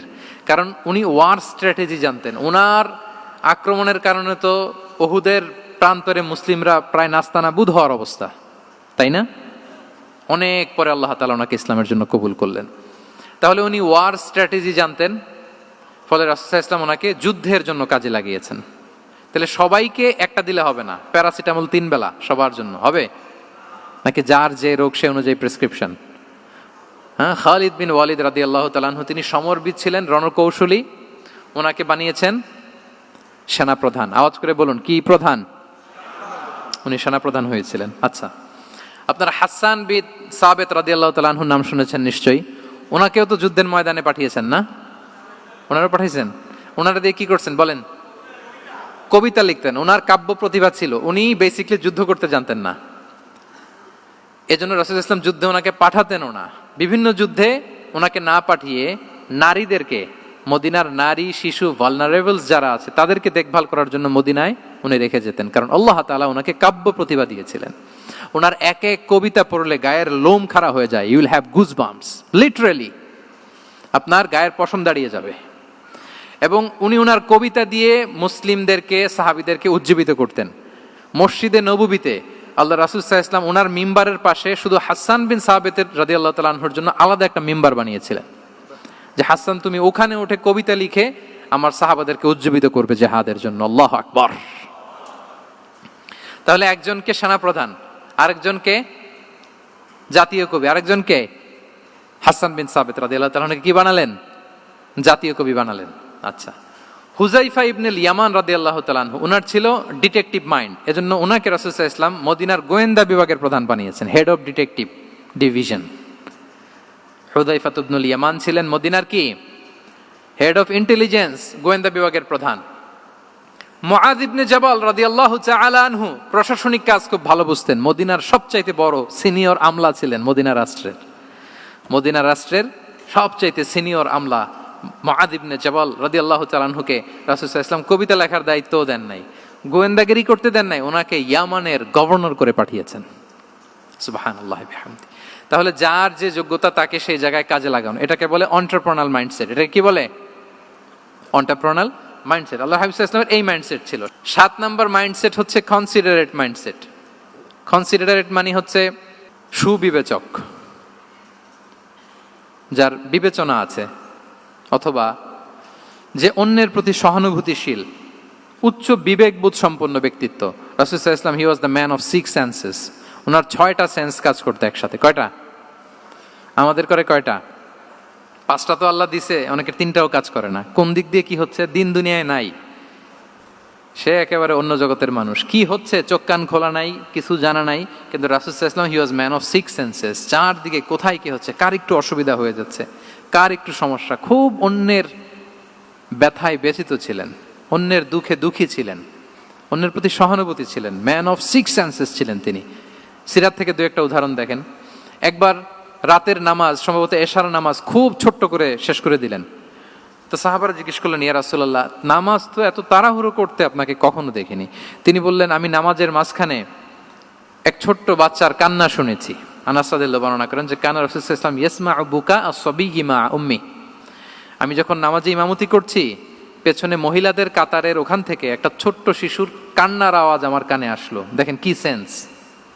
তো আমার মনে হচ্ছিল বাচ্চার কান্নায় পেছনের কাতারে মায়ের বড্ড কষ্ট হচ্ছে, যে মাটা বাচ্চাটাকে নিয়ে এসছে উইমেন প্রেয়ার হলে, তাকে বাচ্চাটাকে ম্যানেজ করতে বা সামলাতে মায়ের বড্ড কষ্ট হয়ে যাচ্ছে আমার মনে হচ্ছে। এজন্য আমি নামাজটা একটু শর্টকাটে শেষ করে দিয়েছি। Could you imagine that? কি নবী আমরা পেয়েছি, কিরকম কনসিডারেট ছিলেন, কতটা সুবিবেচক ছিলেন, অন্যের প্রতি কতটা সহানুভূতিশীল ছিলেন তিনি, অন্যের যাতে কোনো সমস্যা না হয় এটা খেয়াল করতেন।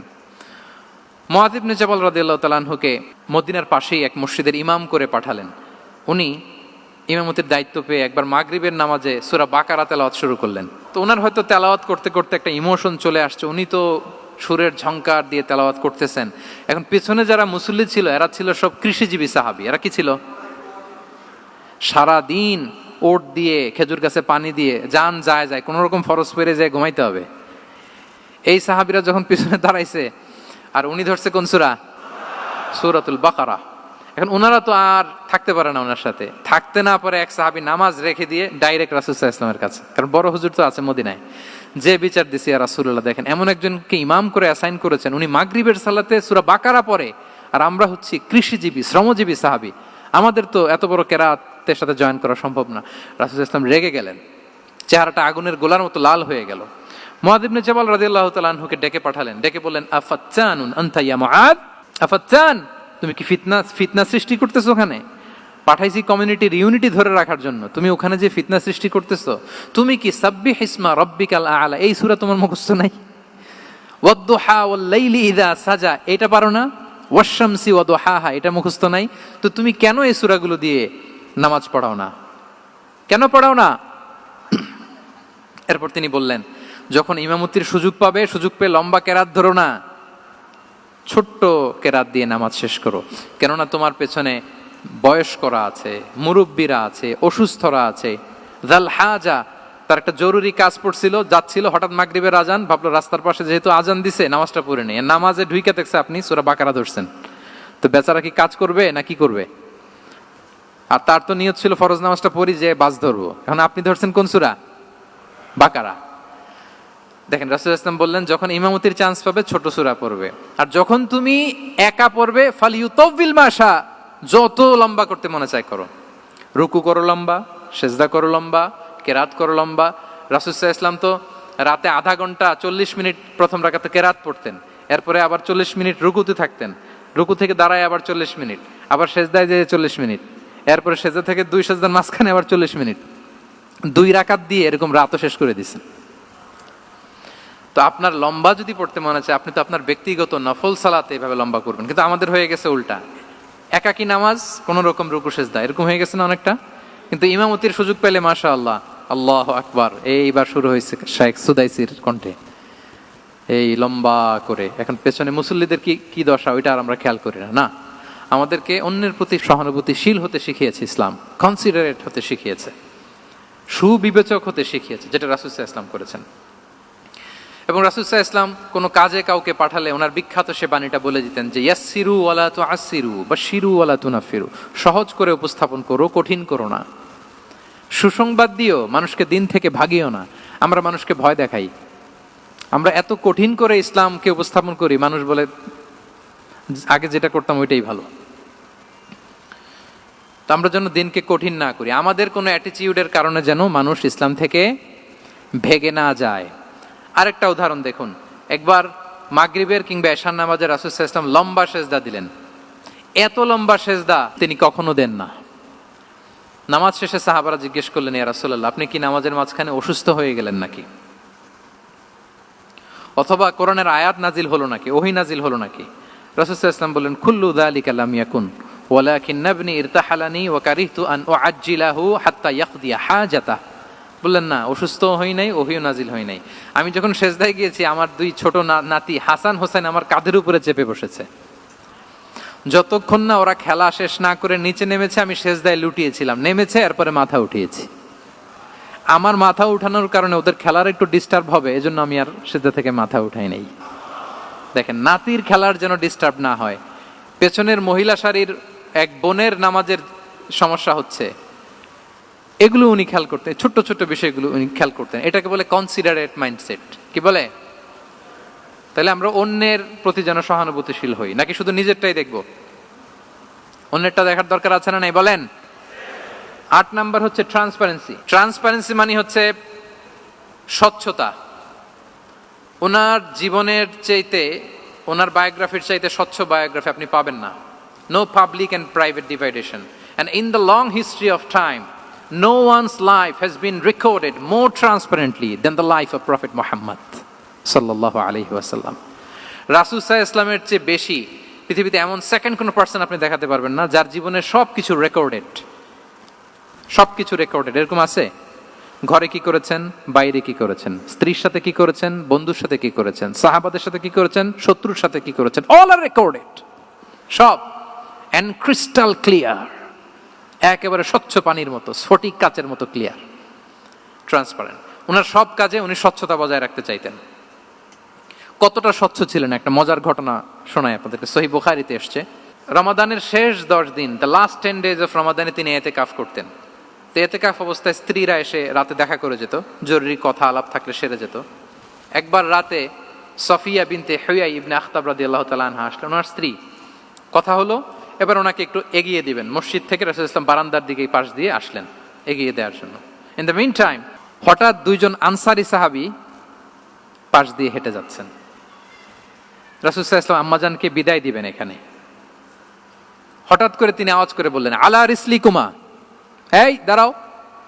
ওই সাহাবী দুইজন রাসূলুল্লাহ সাল্লাল্লাহু আলাইহি ওয়াসাল্লামের সাথে কে ওটা টের পায় নাই, বুঝতে পারে নাই। বোরকায় আবৃত কোন এক নারী দেখে রাসূল আর ওই নারীকে দেখে তারা আরো দ্রুত গতিতে হাঁটতে শুরু করে দিচ্ছে, আমরা চলে যাই এখান থেকে। দেখেন, রাসূল ইসলাম নিজের অবস্থানকে ট্রান্সপারেন্ট করার জন্য বললেন, আলা রিসলিকুমা, দাঁড়াও। দাঁড়ালেন। তখন রাসূল ইসলাম বললেন যে, ইন্নাহা উম্মুকুম সফিয়া, আমার পাশে যাকে দেখতে পাচ্ছ বলে দেয়া ভালো যে সে কিন্তু অন্য কোনো নারী নয়, সে তোমাদের মা উম্মুল মুমিনিন সফিয়া।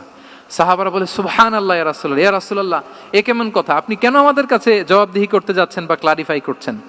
আপনার পাশে কোনো নারী এত রাতে যদি দাঁড়িয়ে থাকে, তিনি তো আমাদের মাদের মধ্যে থেকেই তো একজন হবেন, কেন আপনি বলতেছেন? তখন রাসূল সাল্লাল্লাহু আলাইহি ওয়াসাল্লাম বললেন যে, না, ইন্না শাইতানা ইয়াজরি মিনাল ইনসানি মাজরাদ দাম, শয়তান মানুষের রগে রগে চলাচল করে। ওয়া ইন্নী খাশিতু আই ইউকযিফা ফি কুলুবিকুমা শাররান, আরেক বর্ণনায় আছে শাইআন, আমার ভয় হয় হয়তো শয়তান কোনো সন্দেহের উদ্রেক তোমাদের হৃদয়ে ঢুকায় দিতে পারে। সুবহানাল্লাহ। এজন্য আমি ক্লিয়ার করে দিলাম, এটা আমার বউ, আমার স্ত্রী, তোমাদের মা সফিয়া। দুজন সাহাবী যদি চলে যায়, এমন হতেই পারতো বাড়িতে যে একজন আরেকজনকে জিজ্ঞেস করতে পারতো যে, আচ্ছা নবীর পাশে যে কালো বোরকা পরা মহিলাটা ছিল দেখছো না, এটা কে? তখন একজন হয়তো বলতো, কে আর হবে, আমাদের মাই তো হবে, কোনো এক মা। আরেকজন বলবে, আমাদের উম্মুল মুমিনিনের কেউ ছিল নাকি অন্য কেউ? এরকম একটা হুট করে সন্দেহের উদ্রেক মাথায় আসতে পারে না যে ওনার স্ত্রী ছিল না অন্য কেউ ছিল? আসতে পারে কি পারে না বলেন? ওই সন্দেহের অবকাশটুকু রাসূল সাল্লাল্লাহু আলাইহি ওয়াসাল্লাম রাখেন নাই। উনি বলে দিলেন যে এটা তোমাদের মা, এটা সফিয়া। এই সন্দেহের অবকাশের কোনো সুযোগ নাই। তাহলে রাসূল সাল্লাল্লাহু আলাইহি ওয়াসাল্লামের পুরো লাইফ ছিল ট্রান্সপারেন্ট, একেবারে স্বচ্ছ। তাহলে রাসূল সাল্লাল্লাহু আলাইহি ওয়াসাল্লামের লাইফ তিনি কত স্বচ্ছতার সাথে কাটিয়েছেন, এটা ক্লিয়ার না আমাদের সাথে?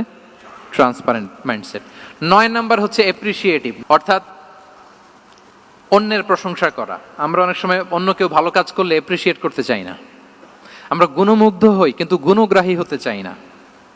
অন্যরে ক্রেডিট দিতে চাই না, তার ভালো কাজের স্বীকৃতি দিতে চাই না। হয়তো আমার দলের লোক না, বা আমার চিন্তার লোক না, বা আমার সার্কেলের লোক না, তার প্রশংসা করতে চাই না, তার গুণগ্রাহী হতে চাই না। এরকম মেন্টালিটি আমরা অনেকে ক্যারি করি না?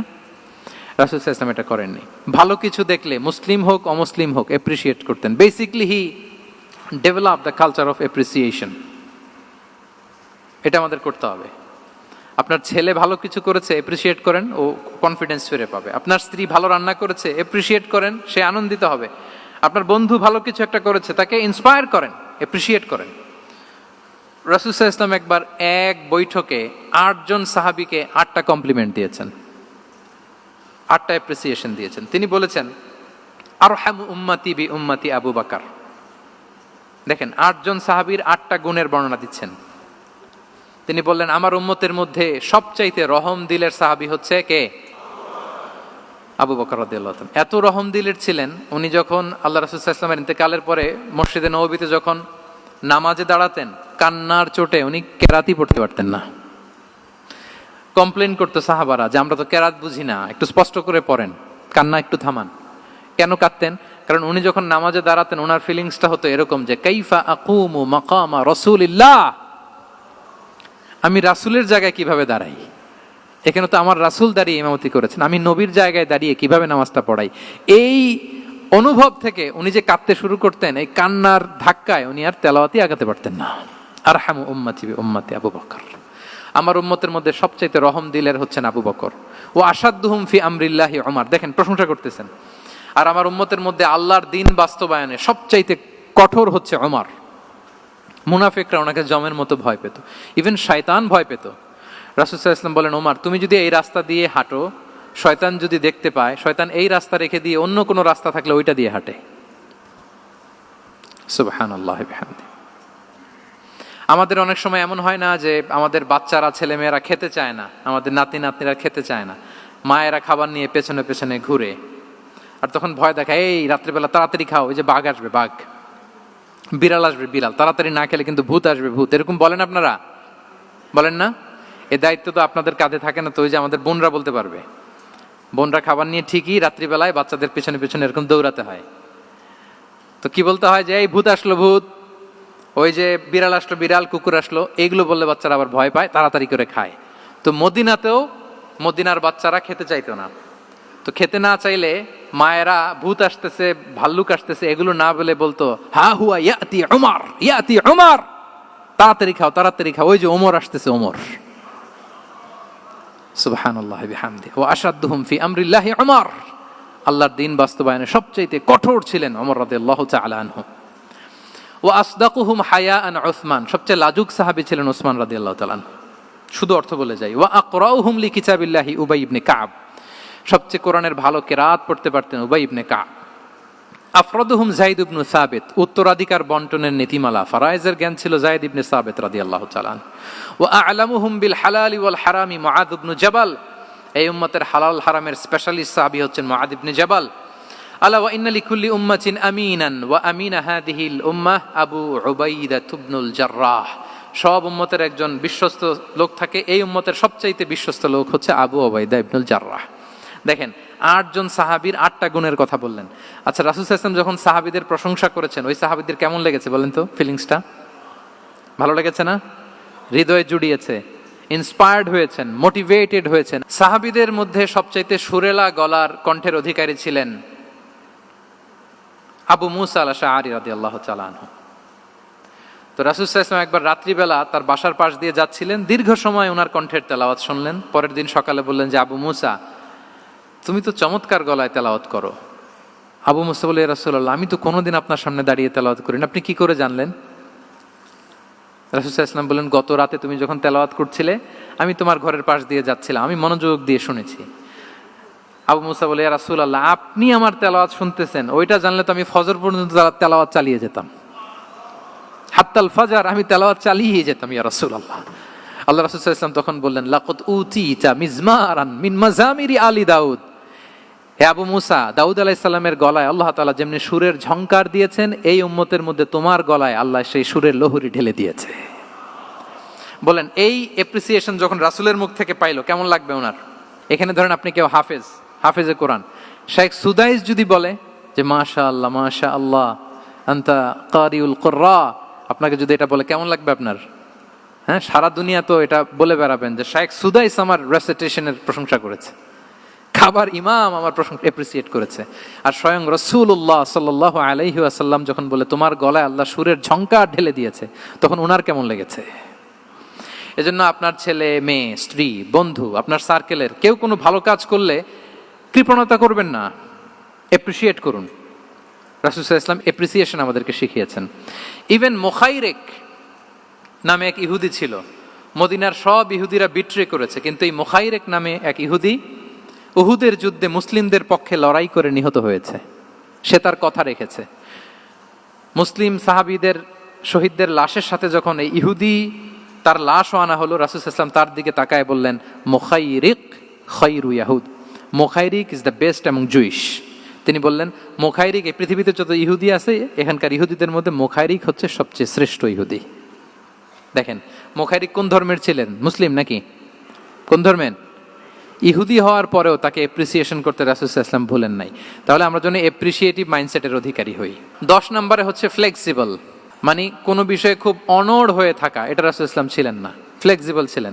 আমরা অনেক সময় বলি না যে ভাই আপনি কি 9টায় আসতে পারবেন না 10টায়, বলে আম ফ্লেক্সিবল উইথ দিস, মানে যেটা বলবেন আমার সমস্যা, এরকম ইজি গোয়িং ছিলেন উনি, গো ধরে থাকতেন না, যে কোনো পরিস্থিতিকে সামলে নিতেন। ফ্লেক্সিবল হচ্ছে যে কোনো পরিবেশ পরিস্থিতির সাথে নিজেকে মানিয়ে নেওয়া, খাপ খাওয়া, নিজেকে সামলে নেওয়া, সলিউশন বের করে ফেলা, এটা রাসূল সাল্লাল্লাহু আলাইহি ওয়াসাল্লামের ছিল, এটাকে বলে ফ্লেক্সিবল মাইন্ডসেট। নাজরানের 60 জন খ্রিস্টান পাদ্রী এসেছিল মদিনায় দেখা করতে। এখন এত মানুষকে সম্মানিত মেহমান উনি কোথায় বসতে দিবেন, পরামর্শ করলেন কোথায় বসতে দেওয়া যায়। এক সাহাবী বলে আমার কাছে কিছু খেজুর পাতা আছে, ওটা বিছায়া একটা জায়গা করি ওখানে বসি। রাসূল ইসলাম বললেন না, দামি মেহমান, এটা হয়। আরেকজন বলে বিকেল বেলায় তো সূর্য পড়ে যাবে, পাহাড়ের ছায়ায় উহুদ পাহাড়ের ওই পাশে যেয়ে বসি। রাসূল ইসলাম বললেন না, এটাও তো হয় না। বলতে বলতে ওই 60 জন পাদ্রী চলেই আসছেন এই মানে বিদেশি মেহমান, ফরেন ডেলিগেশন। কি করবেন? রাসূল ইসলাম 60 জনকে মসজিদে নববীর ভেতরে নিয়ে বসালেন, মসজিদে নববীর ভেতরে বসালেন। এবং সিরাতে ইবনে ইসহাকে এসেছে যে তখন ওদের আবার ইবাদতের সময় হয়েছে, রাসূল ইসলাম তাদেরকে ইবাদতেরও সুযোগ দিয়েছেন। তাদের কিবলা পূর্ব দিকে, তারা পূর্ব দিকে হয়ে 60 জন ওখানে ইবাদত করেছে, তাদের ধর্ম রীতি অনুযায়ী সালাত আদায় করেছে। দেখেন কতটা ফ্লেক্সিবল ছিলেন রাসূল সাল্লাল্লাহু আলাইহি ওয়াসাল্লাম। ফজরের সালাতের পরে ঘরে ঢুকেই আম্মাজান আয়েশাকে জিজ্ঞেস করতেন কোনো খাবার আছে? আম্মাজান আয়েশা যদি বলতেন আছে, তিনি সেটা খেতেন। কোনোদিন যদি বলতেন না ইয়া রাসূলুল্লাহ ঘরে তো খাবার নাই, তখন রাসূল সাল্লাল্লাহু আলাইহি ওয়াসাল্লাম বলতেন ফা ইন্নী সাইম, অসুবিধা নাই, খাবার যেহেতু নাই আমি রোজা রেখে দিলাম। কত ইজি গোয়িং। আচ্ছা আমরা হলে কি করতাম বলেন তো? ফজরের পরে ঘরে গেছেন, আপনি বড় সাহেব না, এবার যাওয়ার পরে জিজ্ঞেস করছেন কি আছে খাবার দাও, যদি বলে ঘরে কিছু নাই, কি বলবেন দেখি, কয়েকটা উত্তর আসুক। হ্যাঁ, খবর আছে? এই তো যদি আমরা আলহামদুলিল্লাহ বলি, that is called easy going and flexible mindset. এটাই হওয়া উচিত। খাবার থাকলে খেতেন, না থাকলে বলতেন okay I am fasting, it's not a big deal, ফা ইন্নী সাইম, যেহেতু নাই কি আর করবো, আমি রোজা রেখে দিলাম। এরকম ইজি গোয়িং ছিলেন। দেখেন his life was so simple but so special.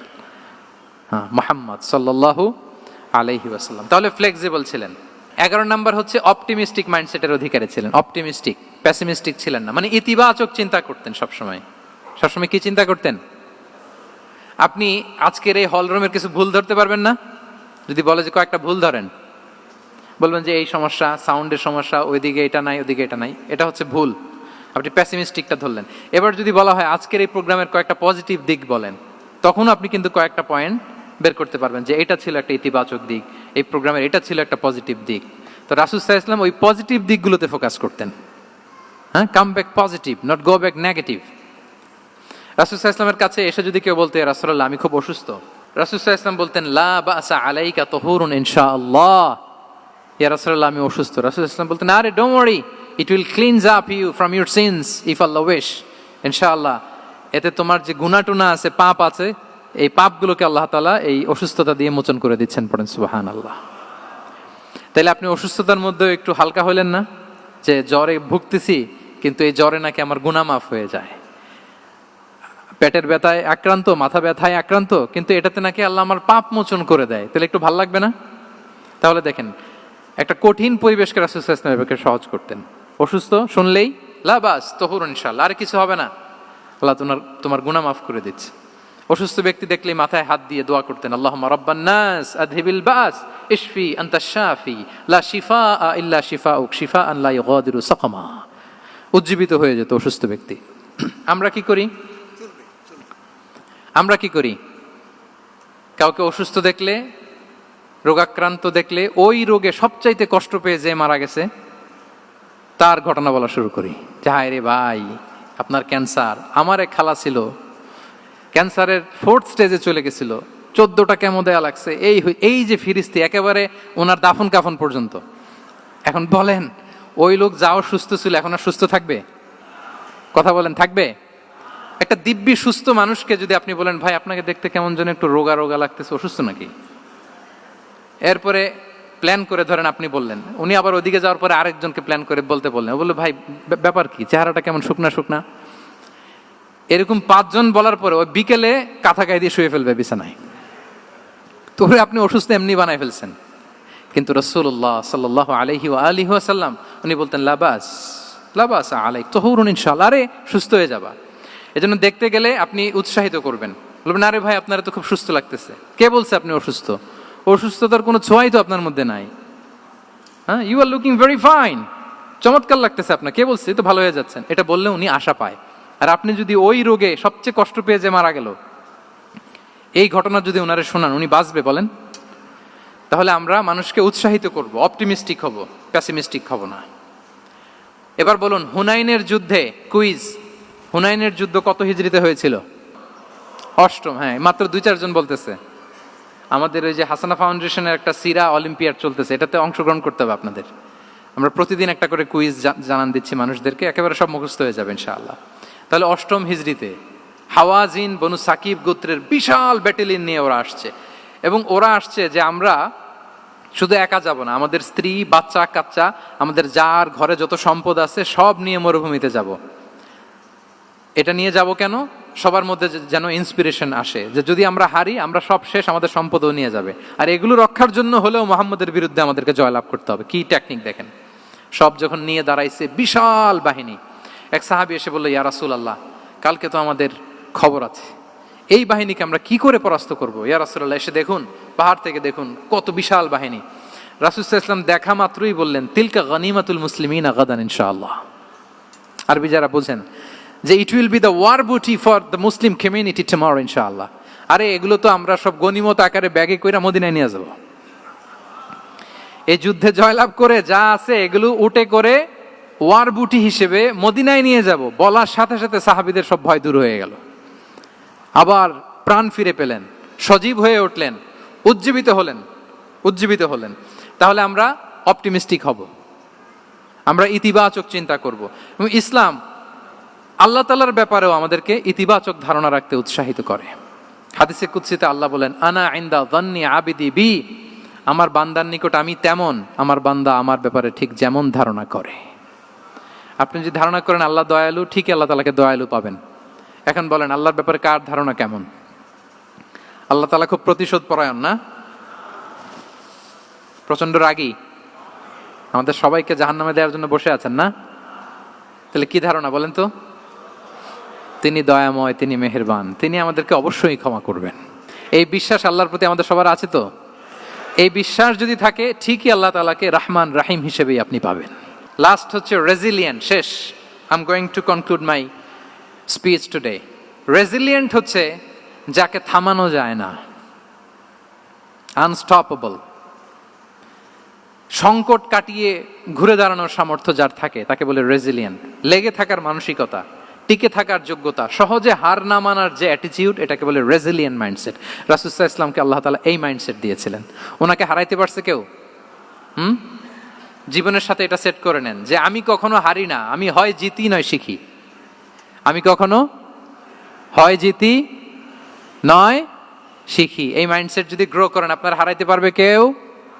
পারবে না। রাসূল সাল্লাল্লাহু আলাইহি ওয়াসাল্লাম he was unstoppable, having unbelievable সাবর। ধৈর্যের পাহাড় নিয়ে, আনস্টপেবল অ্যাটিটিউড নিয়ে তিনি শুধু সামনে গিয়েছেন, পেছনে যান নাই কখনো। সীমাহীন কষ্ট আর সংগ্রামের মধ্য দিয়ে গিয়েছেন, থামাতে পারে নাই ওনাকে কেউ পারে নাই। ইয়াতিম হিসেবে জন্মগ্রহণ করলেন, পৃথিবীর আলো দেখবার আগে বাবাকে হারালেন, ছোট বয়সে মাকে হারালেন, পরে দাদাকে হারালেন, এরপর চাচাকে হারালেন। শিয়াবে আবি তালেবে জেল খেটেছেন 3 বছর। Physical torture, mental torture, life threat, হত্যা করার ষড়যন্ত্র হয়েছে। আল্লাহ তাআলা বলেছেন আজ রাতে হিজরত করো। ব্ল্যাক ম্যাজিক করা হয়েছে। লাবিদ ইবনুল আসাম, এক ইহুদিদের মিত্র, ওনাকে ব্ল্যাক ম্যাজিক করেছে। মারার জন্য খাদ্যে বিষ মিশিয়ে দেয়া হয়েছিল। বাজুর মাংস, খাসির বাজুর মাংস পছন্দ করতেন। খাইবারের এক ইহুদি নারী এই ছাগলের এই মাংসের মধ্যে বিষ দিয়েছিলেন। ইহুদিদের পক্ষ থেকে betray, treachery, conspiracy and what not, কি বাকি ছিল বলেন? ষড়যন্ত্রের এমন কোন ধরন ছিল না যেটা তারা বাকি রেখেছে। কিন্তু রাসূল সাল্লাল্লাহু আলাইহি ওয়াসাল্লামকে কি থামানো গিয়েছিল? বলেন, থামানো গিয়েছিল? গোটা বিশ্বব্যাপী উনি ছড়িয়ে দিয়েছিলেন লা ইলাহা মুহাম্মাদুর, so nothing can stop him. আমাদের যে লক্ষ্য, ওই লক্ষ্য পানে আমরা পৌঁছবই, আমাদেরকে কোনো কিছু থামাতে পারবে না ইনশাআল্লাহ। বলেন, আমরা আমাদের লক্ষ্য পানে মানজালে মাকসাদে দৌড়ে দৌড়ে যাব। আমাদেরকে থামিয়ে দেয়া হলে আমরা হাঁটতে থাকবো, সেখানে আমাদেরকে আঘাত করা হলে আমরা হামাগুড়ি দিয়ে সামনের দিকে যেতে থাকবো, সেখানেও থামিয়ে দেওয়ার চেষ্টা করা হলে আমরা আমাদের মঞ্জিলে মাকসুদের দিকে অপলক নেত্রে চেয়ে থাকবো। আমাদেরকে কেউ থামাতে পারবে? রেজিলিয়েন্ট, অনর, অটল, আনস্টপেবল, এই মাইন্ডসেটের অধিকারী ছিলেন। ফলেই তিনি লা ইলাহার বাণীকে গোটা বিশ্বে ছড়িয়ে দিতে পেরেছেন। তাহলে আমরা রেজিলিয়েন্ট হতে চাই কি চাই না বলেন? সম্মানিত শুধু মোট কয়টা মাইন্ডসেট জানলাম? 12টা। এগুলোকে আমরা নিজেদের মধ্যে ধারণ করতে পারবো ইনশাআল্লাহ। কারণ রাসূল সাল্লাল্লাহু আলাইহি ওয়াসাল্লাম আমাদের জন্য যা নিয়ে এসেছেন ওইটাই আমাদের আঁকড়ে ধরতে হবে। যেটা বারণ করেছেন ওইটা থেকে আমাদের দূরে থাকতে হবে। যে আয়াত দিয়ে শুরু করেছিলাম সূরা হাশরে, রমা আতাকুমুর রাসূলু ফাখুযুহু ওয়া মা নাহাকুম আনহু ফানতাহু। নবী যা এনেছে ধরো, নবী যা বারণ করেছে সেগুলো ছেড়ে দাও। আমরা আল্লাহ তাআলার কাছে কামনা করি আমার নবী ওনার যে থট প্রসেসকে ডেভেলপ করেছেন, ওনার যে অ্যাপ্রোচ এন্ড মাইন্ডসেটকে ডেভেলপ করেছেন, আমরাও যেন আমাদের মাইন্ডসেটকে ঠিক ওইভাবে করতে পারি। আমাদের রাসূল সাল্লাল্লাহু আলাইহি ওয়াসাল্লাম যেভাবে চিন্তা করতেন, আমাদের ভাবনা এবং চিন্তার আঙ্গিনাও যেন ঠিক সেই রকম হয়। আমরা সবাই পড়ি আমিন। তার মাইন্ডসেট হবে আমাদের মাইন্ডসেট। কি বলেন? পারা যাবে তো ইনশাআল্লাহ? তাহলে কয়টা মাইন্ডসেটের কথা বলেছি? 1 নম্বরে কি ছিল? God centric. 2 নম্বরে ভিশন ওরিয়েন্টেড। 3 নম্বরে উইজডম ড্রিভেন। 4 নম্বরে রিফর্ম সেন্ট্রিক। 5 নম্বর ওপেন মাইন্ডেড। 6 নম্বর এন্টারপ্রেনার। 7 নম্বর কনসিডারেট। 8 নম্বর ট্রান্সপারেন্ট। 9 নম্বর অ্যাপ্রিশিয়েটিভ। 10 নম্বর ফ্লেক্সিবল। 11 নম্বর অপটিমিস্টিক এবং 12 নম্বর রেজিলিয়েন্ট। এটা ছিল রাসূল সাল্লাল্লাহু আলাইহি ওয়াসাল্লামের মাইন্ডসেট। এই মাইন্ডসেট দিয়ে যদি আমরা আমাদের মাইন্ডসেটকে সাজাতে পারি, আমাদের সফলতা দুনিয়া এবং আখিরাতে কেউ ঠেকাতে পারবে? আল্লাহ তাআলা আমাদের সবাইকে কথাগুলো বোঝার ও আমল করার তৌফিক দান করুক। হাদা মা ইনদি ওয়াল ইলমু ইনদাল্লাহি আলাইহি তাওয়াক্কালতু ওয়া ইলাইহি উনীব। আসসালামু আলাইকুম ওয়া রাহমাতুল্লাহি তাআলা ওয়া বারাকাতুহু।